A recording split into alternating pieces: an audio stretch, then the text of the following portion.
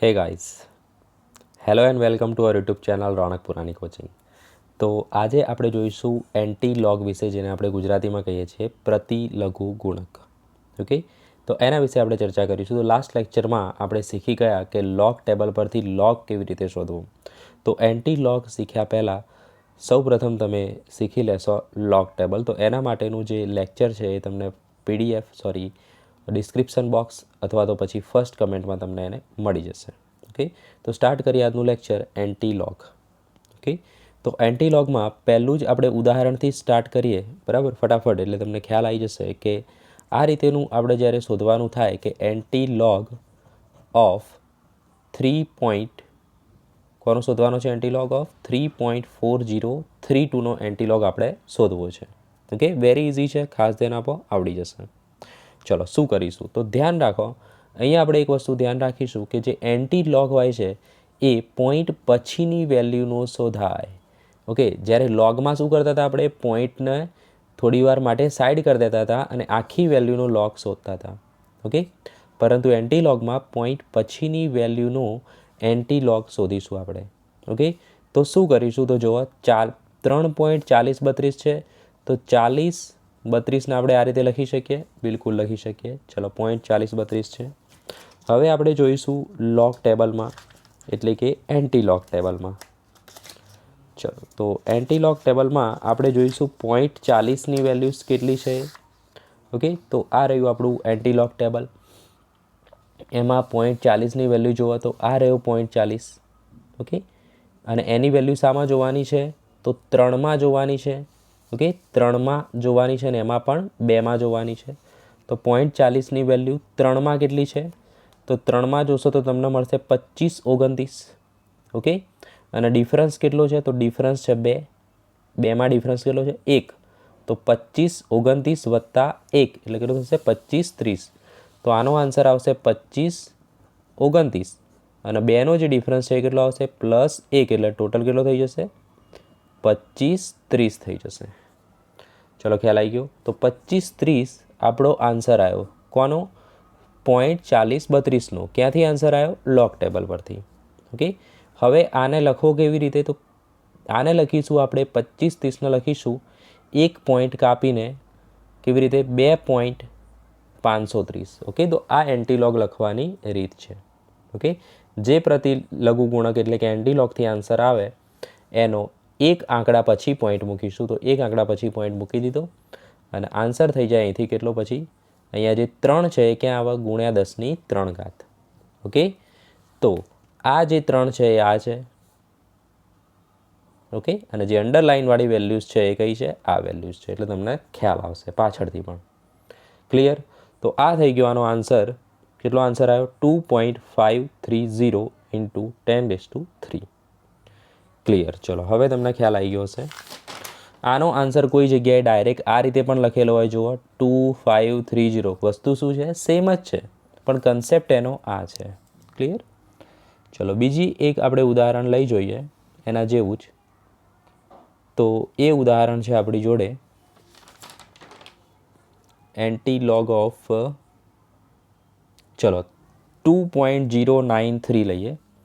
Okay, બીજું ઉદાહરણ લઈએ આપણે એન્ટી, હવે તમે જાતે ટ્રાય કરો, 2.0913. ઓકે, જાતે ટ્રાય કરો પોઝ કરીને. આના જેવું જ ઉદાહરણ છે. તો શું કરવાનું? જુઓ, પોઈન્ટ પછીની વેલ્યુનો એન્ટી લોગ શોધાય. ઓકે, તો પોઈન્ટ 2 વેલ્યુ પહેલાં લેવી પડે, પછી 1 અને પછી 3. ઓકે, તો 0.9નો 1 અને 3માં ચેક કરીશું. તો આવી જાઓ ટેબલ લઈને. તો 0.9નો 1માં કેટલો છે? 1233. ઓકે, અને 3માં ડિફરન્સ કેટલો છે? 1. તો 1233 વત્તા 1. તો અહીંયા આવશે 1233 અને વત્તા 3નો 1. તો ફાઇનલ આન્સર કેટલો થશે? 1234. ઓકે, તો 1234 અહીંયા લખીશું આપણે. પણ એન્ટી લોગમાં આપણે શું કરીએ છીએ? એક પોઈન્ટ પછી આપણે પોઈન્ટ મૂકીએ, એક ડિજિટ પછી પોઈન્ટ. તો 1.234. ઓકે, અને આ જે 2 છે એને તો આપણે યુઝ નહીં કર્યા, તો એને કઈ રીતે યુઝ કરીશું? × 10⁻². ચલો, ક્લિયર થઈ રહ્યું છે? કેટલા આવશે? × 10⁻². ઓકે, તો આ રીતે આનો આન્સર આવશે. Okay, very easy. ચલો નેક્સ્ટ જોઈએ આપણે એક્ઝામ્પલ 3. તો હવે તો તમને જાતે કરતાં આવડી જ જવું જોઈએ. જોવા ચલો નેક્સ્ટ છે એન્ટી લોગ ઓફ 6.2345. ઓકે, તો અગેન શું કરવાનું, જોવા પોઈન્ટ પછીની વેલ્યુનો એન્ટી લોગ શોધાય તો શું આવશે 0.2345.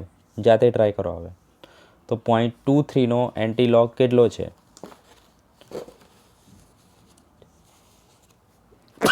સોરી, તો 0.23નો એન્ટી લોગ ઓકે શામાં જોવાનો છે?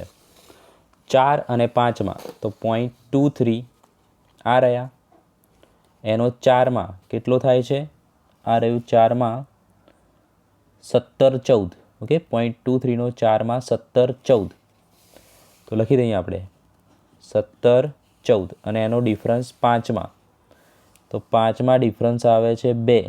ઓકે, 2 ડિફરન્સ તો કેટલો થશે? +2 કરીશું તો ફાઇનલ આન્સર આવશે 1716.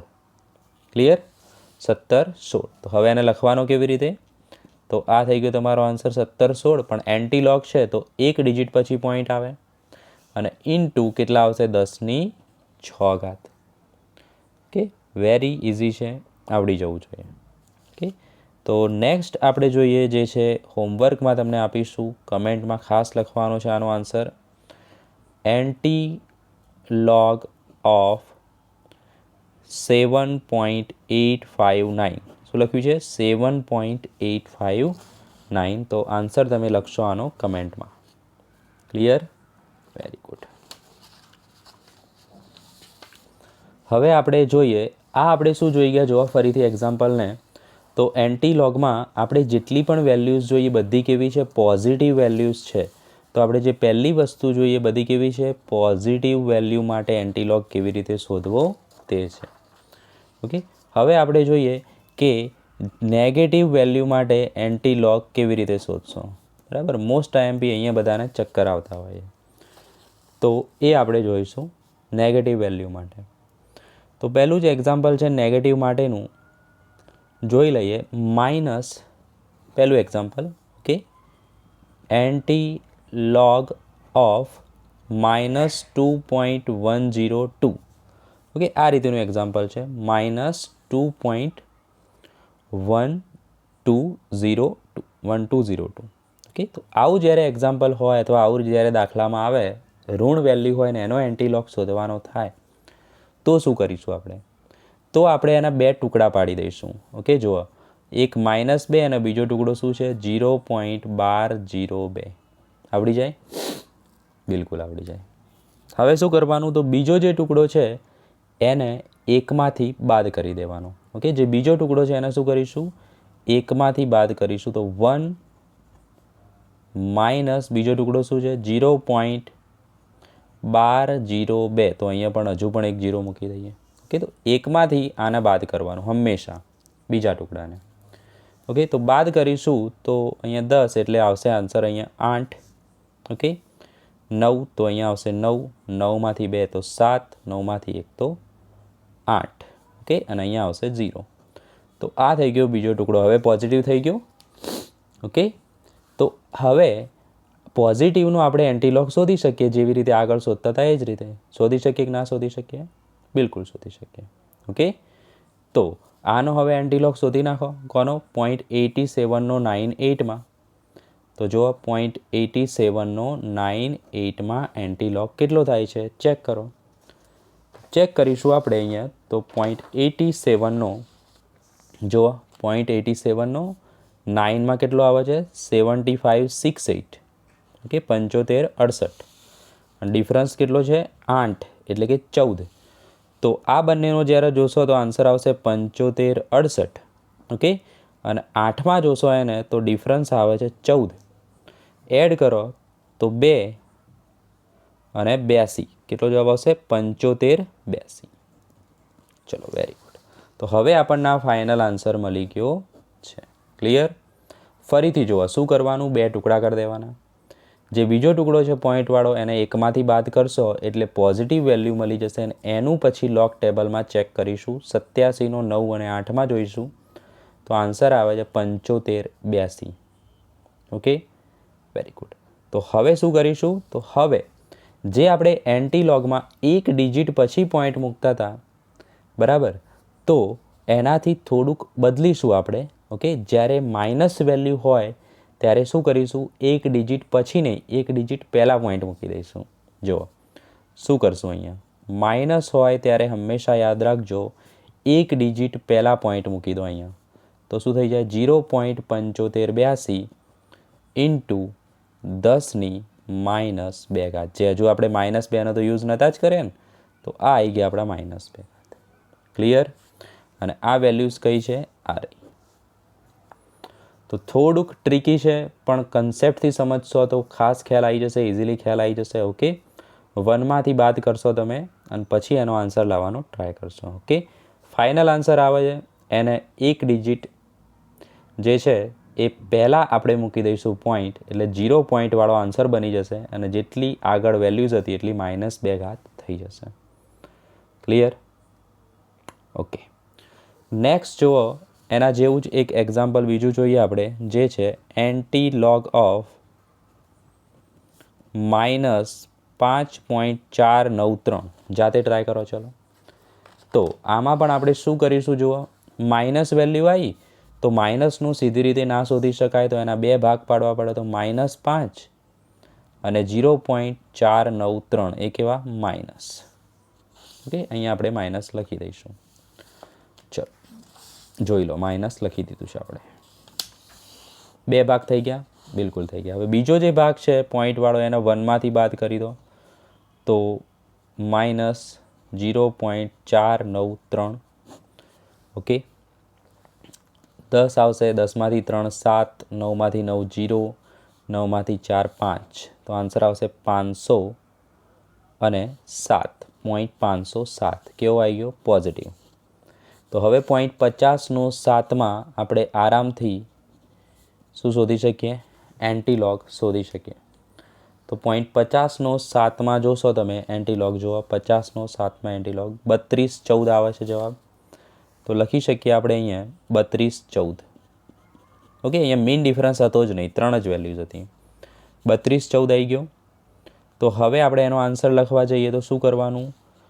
એન્ટીલોગ છે અને માઇનસ છે, તો આપણે જે વેલ્યુઝ આવી એની આગળ પોઈન્ટ મૂકી દઈશું, તો પોઈન્ટ 3214 થઈ જાય. ઇન્ટુ જે ઘાત હતી એને 10 - 5 જવાબ આવી જશે. ક્લિયર?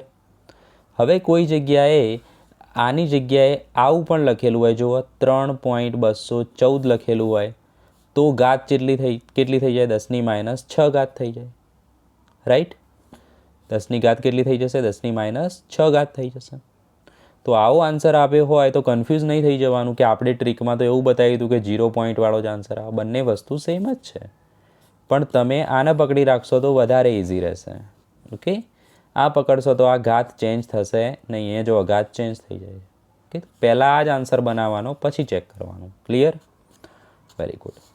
તો થર્ડ જે છે એને તમને આપીએ છીએ હોમવર્કમાં એન્ટીલોગ ઓફ -4.325. 4.325 માઇનસમાં. તો એનો જે એન્ટીલોગ છે એ તમારે હોમવર્કમાં શોધવાનો રહેશે. ક્લિયર? તો આજે આપણે જોઈ લીધું કે ભાઈ એન્ટીલોગ કેવી રીતે શોધવો. તો એન્ટીલોગ જો સિમ્પલ પોઝિટિવ વેલ્યુ આપી હોય તો પોઈન્ટ પછીની વેલ્યુનો એન્ટીલોગ શોધીશું. જે જવાબ આવે એને 1 પોઈન્ટ કાપી દઈશું, એટલે 2.530 થશે અને જે આગળની વેલ્યુઝ હતી એ ઘાતમાં જતી રહેશે. તો આ થઈ ગયું પોઝિટિવ માટે. નેગેટિવ માટે એના જેવું જ છે, પણ નેગેટિવનું સીધી રીતે ના શોધી શકાય, એટલે જે પોઈન્ટ પછીની વેલ્યુ છે એને પહેલાં 1માંથી બાદ કરી દઈશું, તો જવાબ આવશે આ રીતેનો. ઓકે, એ જે જવાબ આવ્યો એનો એન્ટીલોગ શોધશો. અને માઇનસ હતી તો 0 પોઈન્ટવાળો જવાબ બનાવીશું જે આવે એને, અને જે ઘાત છે એને એમને એમ મૂકી દઈશું. ક્લિયર? અને તમને આ વસ્તુ પણ બતાવી દીધી કે કોઈ જગ્યાએ આ રીતેનો આન્સર આપ્યો હોય તો એ આન્સરના બંને આન્સર સેમ જ છે.